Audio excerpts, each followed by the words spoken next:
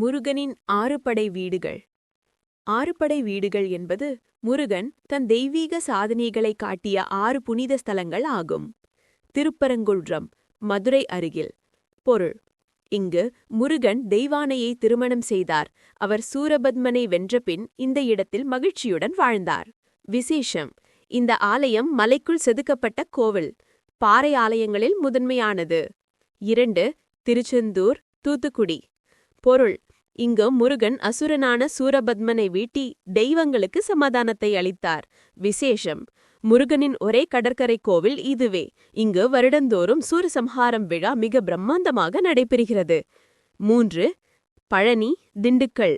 பொருள்: ஞானப்பழம் கதையில் முருகன் தன் தந்தை சிவனை வீடுவிட்டு இங்கு வந்து தங்கினார். அவர் உணர்ந்தார், நான் தான் பழம், அதாவது ஞானம். பழம் + நீ = பழனி. விசேஷம்: இங்கு முருகன் தண்டாயுதபாணி எனப்படும் யோகி வடிவில் இருக்கிறார். ஆண்டி அலங்காரம். இது முருகப்பெருமானின் அனைத்து உலகியல் பற்றுதல்களையும் துறந்து ஞானத்தை நாடும் வடிவம் ஆகும். தீராத பிரச்சினைகள் மற்றும் நோய்களால் பாதிக்கப்பட்டவர்கள் இந்த அலங்காரத்தை தரிசித்தால் நிவாரணம் கிடைக்கும் என்று நம்பப்படுகிறது. ராஜ அலங்காரம்.